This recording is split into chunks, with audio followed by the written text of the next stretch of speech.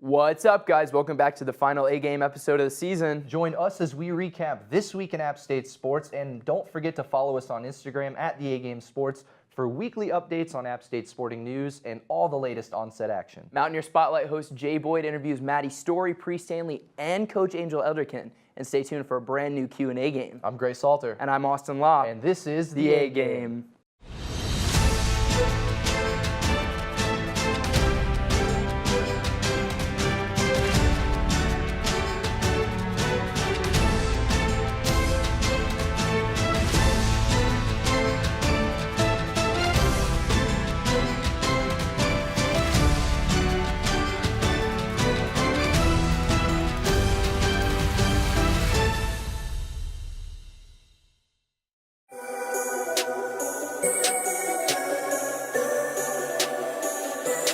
Jay Boyd here for Mountaineer Spotlight with the women's basketball team. We got Coach Angel, Stanley, and Madi Story. Coach, I'll start with you. What does it mean to end your season on such a high night with that Women's Basketball Invitational Championship? It's an unbelievable feeling to end your season with a win, something that you work for all year, but you never imagined just playing your last game at home, cutting down the nets in your house with the team that's worked so hard, so it's been great. Obviously, it's amazing to play at home, but it's even better when there's a great crowd. And you guys set a new attendance mark for women's basketball at the end of the season. What does it mean to have those guys supporting you? It was awesome. I thought one of the best parts before the game is they're in the starting lineups, and you feel the nerves, but then you're like, look at the crowd. This is awesome, and it's just so exciting. And it's no doubt it gave these guys an extra lift. Madi, this is your senior season. Obviously, you go out with a championship. What does that mean to you? It's just huge to end it with, like you said, like a championship, but to win it on your home court and to be my final collegiate game ever, and especially to just do some, like, everything we did this season with this group of women, this team. It's just really special, and I'm really grateful that that's going to be one of my final memories of basketball playing at App. Coach, what does it mean to have her on your sideline for those 4 years? It was awesome, and I think Madi can say it wasn't always easy for either one of us in terms of some of the things that we went through together, and then to have it finish. The game was awesome, but when Madi Story picked me up, it was one of the most amazing feelings, and so many people laughed. Like, you just jumped up in the air, and I always envisioned, like, crying for Madi's last game, but it was so joyous just to be picked up and hugged and loved like that for her last game of her career. And that was your sophomore season, so obviously you saw Madi battle through last year and then get the championship this year. What have you learned from her in your 2 years together? Man, Madi's a soldier, hard-working player. It's going to be hard to fill her shoes or, find somebody to fill her shoes. It's so much. She brings a lot to the team, and it's sad that we're losing her, but I'm very, very happy that she ended with a championship. So she's just a hard worker. And you did amazing things in that Sunbelt tournament as well as that WBI tournament. What were you doing mindset-wise to get yourself ready for those moments? I was just killer mode. I was thinking, do whatever I can to help the team. We got to send Madi out with a ring. And we got there. I was going to do whatever it took.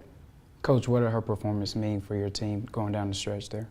It was outstanding. I had so many people throughout the course of it just say, like, she's unguardable. It was not that she was unguardable. It was kind of what she's saying, like she was on a mission that was greater than herself, and it was to send her teammate out with a ring. And she was the kind of player that put things like that in my ears, like, I want a ring, I want a ring. So I knew how to push the buttons of the team, but she played at a different level. I was telling her today, like, she would come to the huddle and it would just be sweat dripping, but so intense, like, all right, what do we got to do next? So it was just awesome, and it's an awesome stepping stone for her and what she can build on for her career. An amazing 4 years you ended here, Madi. What did those 4 years mean to you? It was a lot.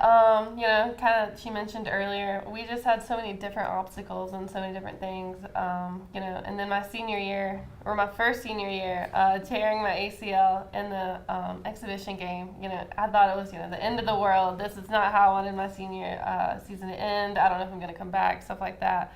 And then, but honestly, I think it was a blessing, and I'm so happy that happened because, it gave this team, just another year under their belt. People have, evolved so much, and just, the bond that we have, we actually really love and care about each other, and this is the first time that's, across the board, and it's really felt, and so. Coach, what does it mean to end your season on that high note? For me as a coach, I'm hoping that it's a stepping stone for years to come. I've had a little time to enjoy it, but I'm also thinking about the future of our program, the future of our team, and just being hungry for more and more. It's great to end on a win. I don't know how many coaches get to experience it, but I'm grateful for the players that took us on the ride of a lifetime. Well, thank you guys so much for coming out and spending some time with us. From Mountaineer Spotlight, Jay Boyd, back to you guys. Director of Athletics Doug Gillen announced last Monday that Appstate women's basketball coach Angel Elderkin has agreed to a 4-year contract extension following an incredible season with the Mountaineers. Elderkin, who just completed her 5th season at Appstate, led the team to a 22-win season and a WBI tournament championship. With 4 out of her 5 starters returning next season, Coach Angel and the Mountaineers will look to build on this season and take the program to new heights. Appstate baseball fell in Game 1 of last weekend's series against Georgia Southern after a fog delay saw the matchup postponed until Saturday morning. The Mountaineers took Game 2 of the doubleheader in impressive fashion, earning the 9-5 victory. With the series tied going into Sunday's game, Appstate was hoping to build on their momentum, but were unable to do so, falling 6-2 in the series finale. The Mountaineers got back into action Wednesday night at UNC Asheville, scoring 7 runs in the 3rd inning and capturing an 8-2 victory. Appstate softball split the series against Texas State last weekend, falling 2-0 in Game 1, but earning their first win against Texas State in program history with a 2-1 victory in Game 2. Game 3 was scheduled for last Sunday, but had to be canceled due to severe weather in the San Marcos, Texas area. The Mountaineers returned to action on Wednesday night, hosting a doubleheader against UNC Greensboro. Appstate fell in Game 1, but bounced back to split the series with a 2-1 win in Game 2. Appstate women's tennis won both of their matches this week, earning a 5-2 victory against Georgia State on Sunday and a 4-0 victory against UT Arlington on Friday. The Mountaineers then went on to defeat Texas State, earning their 15th win of the season and clinching their first conference championship in school history. Appstate will now be the top seed in the Sun Belt Conference Tennis Championships later this month. The Appstate men's and women's track and fields teams competed in the Charlotte Invitational this weekend. Mountaineer Elliott Graves won the 400-meter hurdles, and Appstate football's Jalen Virgil captured the 100-meter dash. Virgil was also part of the relay team that took first place in the 4x100-meter relay with a time of just under 40.8 seconds. Mountaineers Madison McCoy, Elisa Sargent, and Jelani Smith all added their names to Appstate record books, earning finishes that place in the top 10 for the events in school history. Both teams will compete again next week in the Duke Invitational on April 19th and on April 20th. After the break, we have a brand new Q&A game, a special field piece from Appstate softball, and we wrap up the season finale of the A-game. Stay tuned. They call me Maxie, but I prefer tripod. I was your above-average four-legged homie, and then wham, bam, minivan. Some people pity me. Now that's lame. I still run, fetch, and swim. And the ladies love me. I'm the ultimate wingman. Just don't ask me to high five.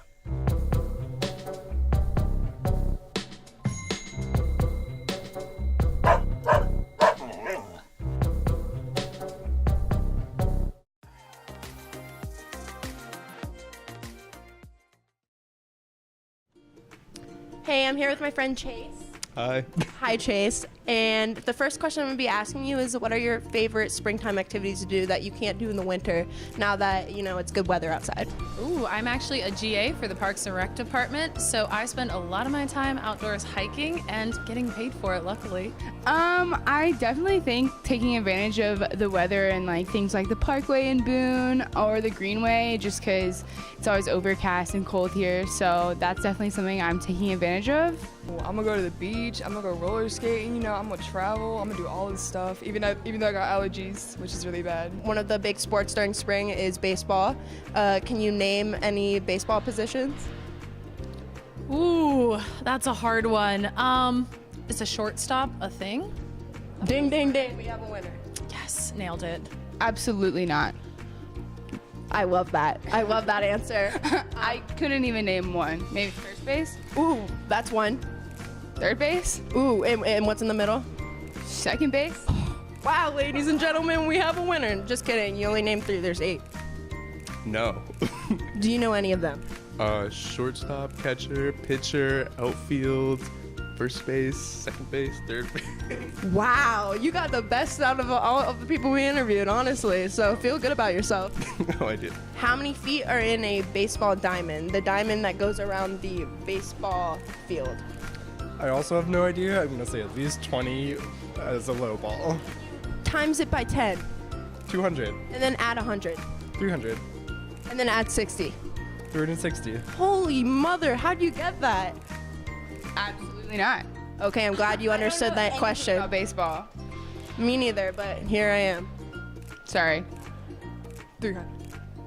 Close, but not it. 330. Even closer. 335.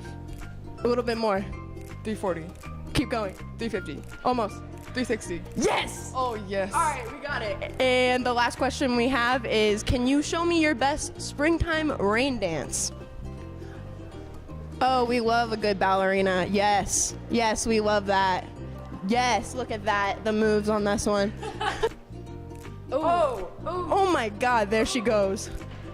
Oh, there she goes, ladies and gentlemen. We love good dancers. Oh, yes. And we're gonna whoa on out of there. Thank you for, thank you for. You're welcome.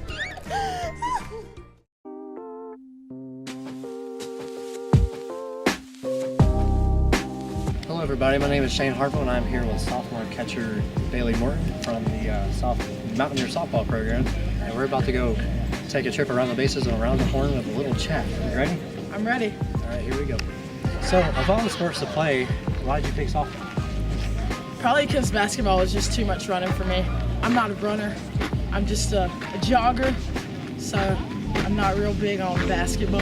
And those are my 2 favorite sports. Did you play any other sports back in high school? I played basketball. I'm not gonna lie, I was a good baller. I scored 1,000 points, so. So, of all the universities to go to, why did you pick Appalachian?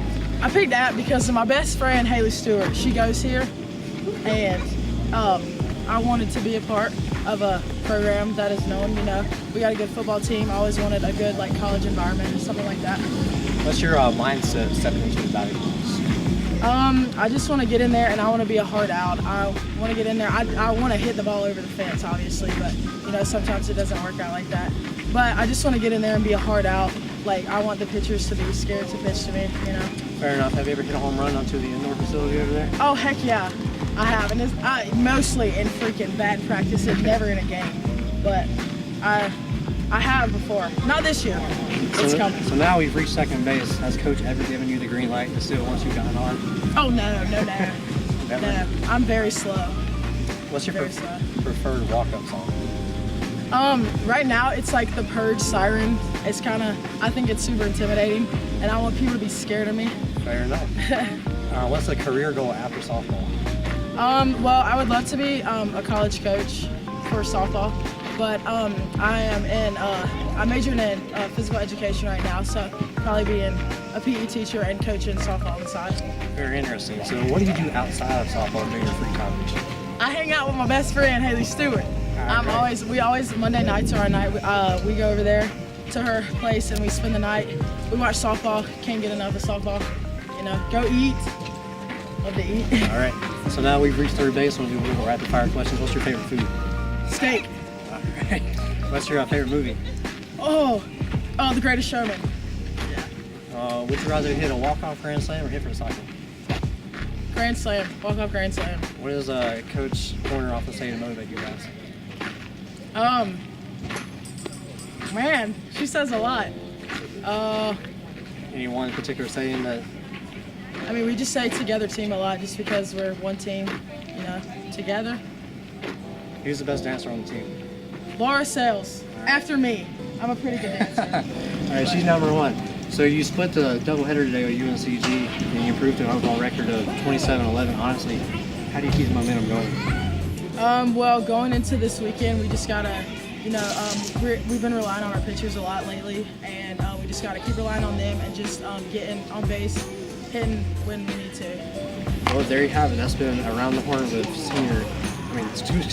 sophomore catcher Bailey Moore. I wish.